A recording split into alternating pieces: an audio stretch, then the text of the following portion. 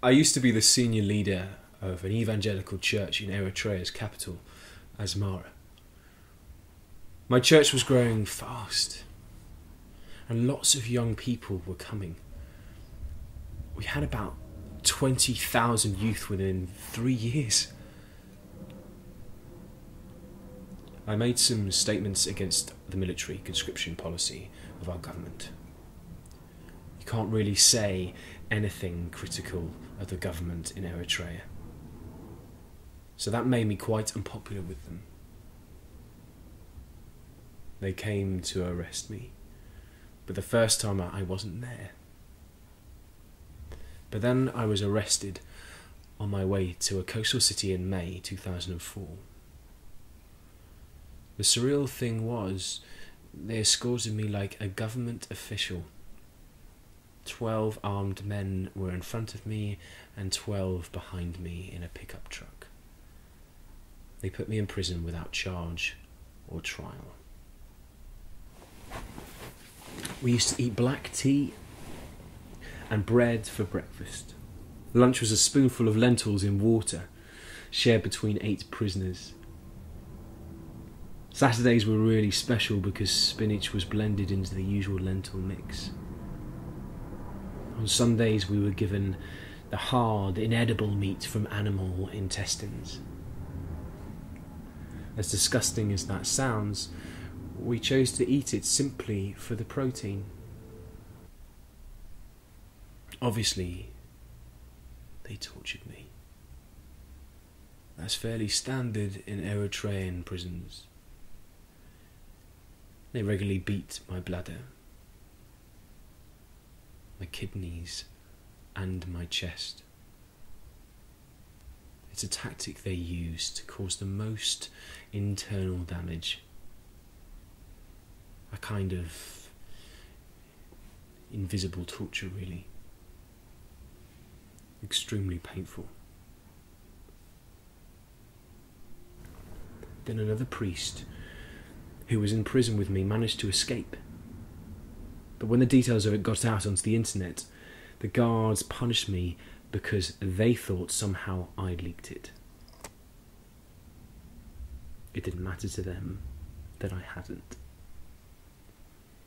So they confiscated all my medication for 2 years. They took my clothes, they restricted what I could eat. I was totally isolated from everybody.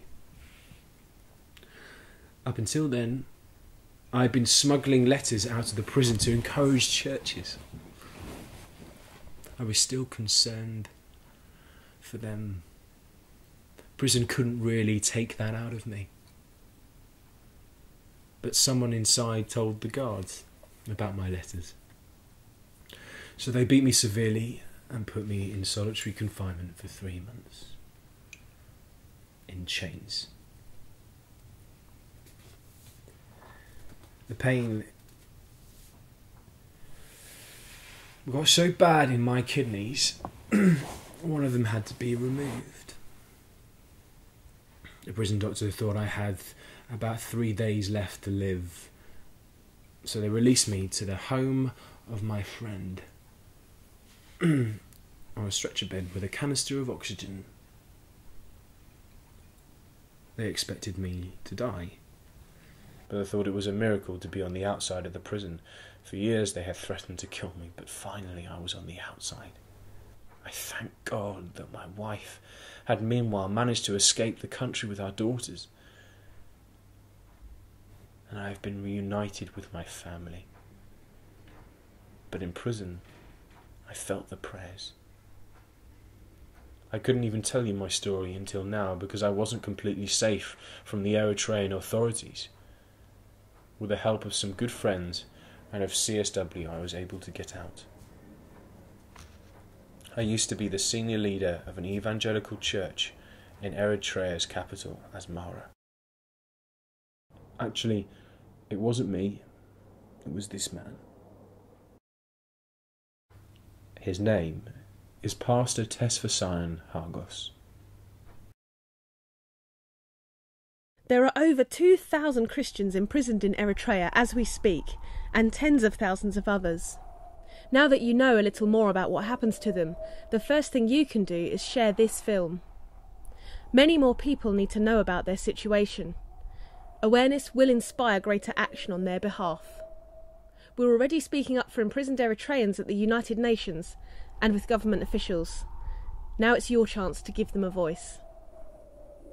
Get involved in the campaign today and hear more true stories at www.csw.org.uk/cryfreedom.